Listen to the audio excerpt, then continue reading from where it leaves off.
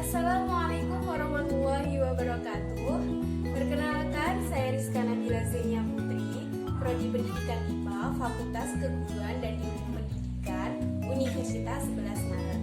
Di sini saya akan menjelaskan materi tentang momentum dan impuls.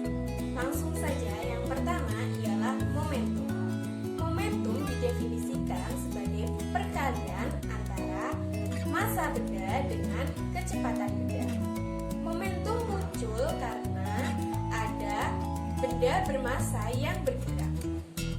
Untuk rumus momentum ialah P sama dengan M kali V, di mana P ialah momentum dengan satuan kilogram kali meter per sekon, M ialah massa benda dengan satuan kilogram, dan V ialah kecepatan benda dengan satuan meter per sekon.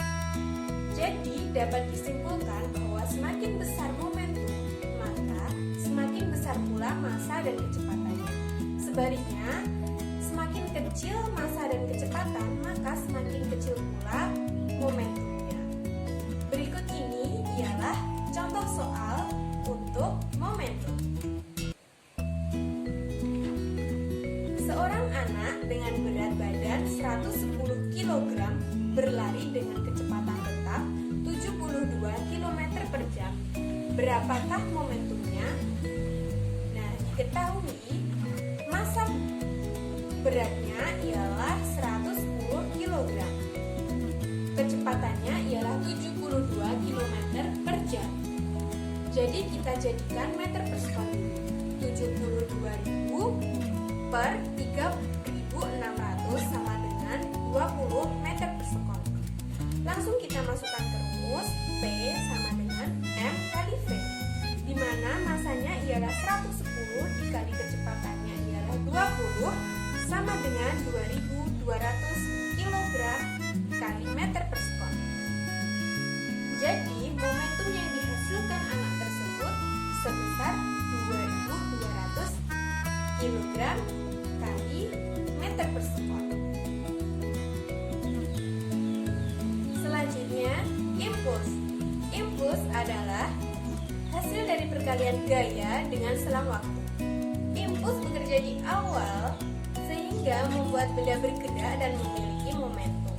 Untuk rumus impuls ialah I sama dengan F kali delta T, di mana I ialah impuls dengan satuan ns, F adalah gaya dengan satuan n, dan delta T adalah selang waktu dengan satuan s. Jadi dapat disimpulkan bahwa semakin besar gaya yang diberikan dan selang waktunya, maka semakin besar pula impulsnya. Nah, sebaliknya, jika semakin kecil gaya yang diberikan dan selang waktunya, maka semakin kecil pula impuls yang dihasilkan. Berikut ini ialah contoh soal impuls. Seorang pemain bola mengambil tendangan bebas. Jika ia menendang dengan gaya 300 Newton dan kakinya bersentuhan dengan waktu 0,15 sekon, hitunglah berapa besar impuls yang terjadi. Diketahui gayanya sebesar 300 Newton. Untuk delta T atau selang waktunya ialah T2 min T1, di mana T akhirnya ialah 0,15 dikurangi T awalnya ialah 0 sama dengan 0,15. Langsung saja kita masukkan ke rumus. I sama dengan F kali delta T, di mana gayanya 300 dikali dengan selang waktunya 0,15, hasilnya ialah 45 ns. Maka impuls yang dihasilkan pemain bola tersebut adalah 45 ns.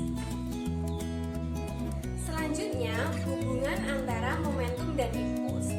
Hukum 2 Newton menyatakan bahwa gaya yang diberikan pada suatu benda besarnya sama dengan perubahan momentum benda per satuan waktu. Jadi, hukum 2 Newton mengatakan bahwa gaya yang bekerja pada suatu benda sama dengan perkalian massa dengan percepatannya.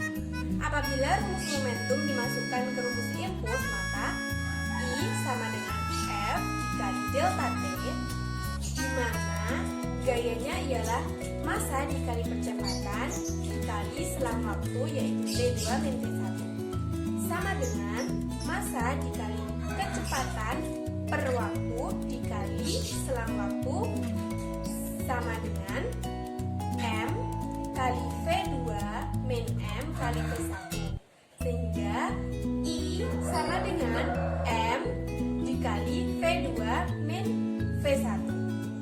Jadi dapat disimpulkan bahwa besarnya impuls yang bekerja pada suatu benda sama dengan besarnya perubahan momentum pada benda tersebut.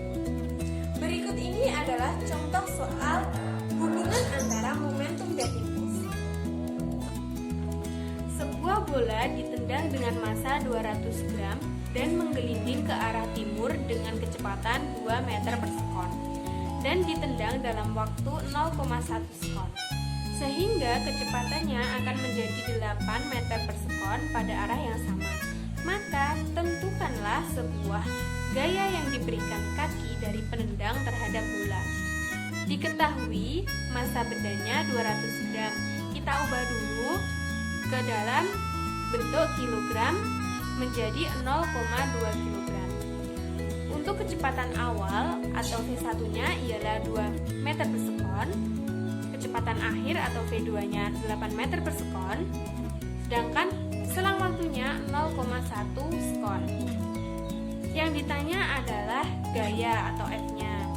Cara penyelesaiannya ialah masukkan rumus I sama dengan F kali delta T, di mana I tadi ialah M dikali V2 min V1. Kita masukkan M dikali V2 min V1 sama dengan F kali delta T. F sama dengan M kali V2 min V1 per delta T.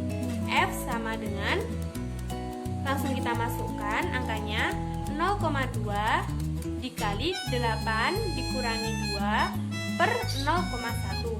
F hasilnya ialah 12 Newton. Jadi besar gaya yang diberikan kaki si penendang terhadap bola sebesar 12 Newton. Dan yang terakhir adalah penerapan momentum dan impuls dalam kehidupan sehari-hari. Berikut ini adalah penerapan momentum dan impuls dalam kehidupan sehari-hari. Yang pertama adalah penerapan momentum dalam kehidupan sehari-hari. Ketika sebuah mobil tertabrak, mobil akan penyok. Mobil didesain mudah penyok dengan tujuan memperbesar waktu sentuh pada saat tertabrak. Waktu sentuh yang lama menyebabkan gaya yang diterima mobil atau pengemudi lebih kecil dan diharapkan keselamatan pengemudi lebih terjamin. Yang kedua adalah penerapan impuls. Jika kita perhatikan bagian dalam helm, pasti kita akan melihat lapisan lunak seperti gabus atau spons.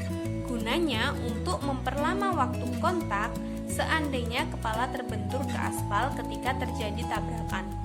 Jika tidak ada lapisan lunak tersebut, gaya impuls akan bekerja lebih cepat sehingga walaupun memakai helm, kita akan merasakan pusing atau sakit saat terbentur aspal.